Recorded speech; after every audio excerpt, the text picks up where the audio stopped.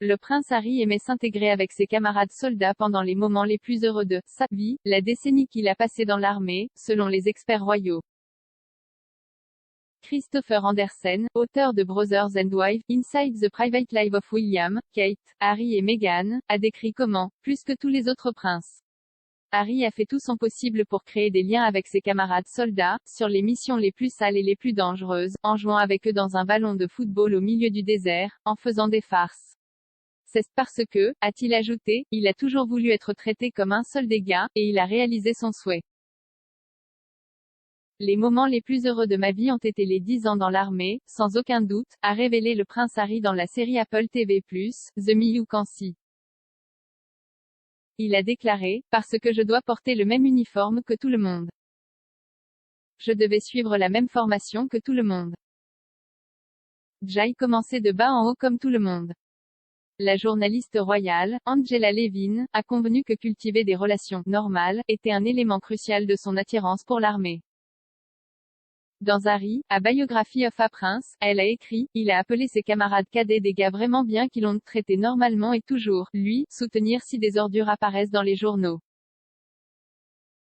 Cela l'a fait se sentir vraiment chanceux. L'une des meilleures choses à propos de Sandhurst, a-t-il dit, était de savoir vous avez un peloton de gars, que tout le monde vit la même chose. Harry a déclaré, la meilleure chose à ce sujet est de pouvoir s'intégrer comme une personne normale. L'historienne royale Leslie Carroll, auteure de American Princess, l'histoire d'amour de Meghan Markle et du prince Harry, a expliqué à quel point l'attitude de l'armée envers le fort, synonyme de succès, a séduit Harry, qui a apprécié de se débarrasser de son privilège royal au cours des années où il a servi. Il a déclaré, pour Harry, l'armée britannique moderne était avant tout une institution démocratique, où la promotion était basée sur le mérite. Il y avait un niveau d'égalité à cela, a-t-il ajouté, il se cachait avec des hommes de toutes les couches sociales, tous concentrés sur la même mission.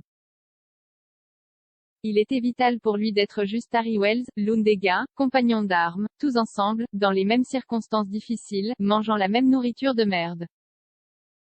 Son numéro d'identification militaire était le A4673A et pour les autres pilotes, il était simplement connu sous le nom d'indicatif d'appel Widow 67.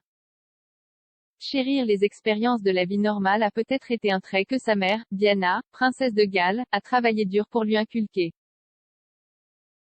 Diana avait peut-être de nombreux défauts, mais le manque d'empathie n'en faisait pas partie. Elle voulait que ses fils grandissent en sachant à quoi ressemblait le monde réel, explique Monsieur Andersen. Cela signifiait des voyages chez McDonald's, des parcs d'attractions, des pistes de karting et des films. La princesse Diana a ensuite, contrairement à leurs cousins royaux, elle a fait faire la queue au prince avec tout le monde. Monsieur Carroll a accepté, racontant, Diana a donné de la monnaie à Harry et William, pour qu'ils comprennent comment vivaient les gens normaux. C'était parce que Charles n'a jamais donné d'argent aux garçons et ne comprenait pas pourquoi ils en avaient besoin. S'aventurer en dehors de la bulle royale, a-t-il poursuivi, était beaucoup plus un enthousiasme de Harry que de William. Monsieur Carroll a ajouté, Harry semble avoir intériorisé la nature démocratique et l'excitation de pouvoir se mêler à tout le monde. S'adressant franchement à Angela Levin, le prince Harry a déclaré, ma mère a joué un rôle important en me montrant une vie ordinaire, notamment en m'emmenant avec mon frère voir des sans-abri. Dieu merci, je ne suis pas complètement coupé de la réalité.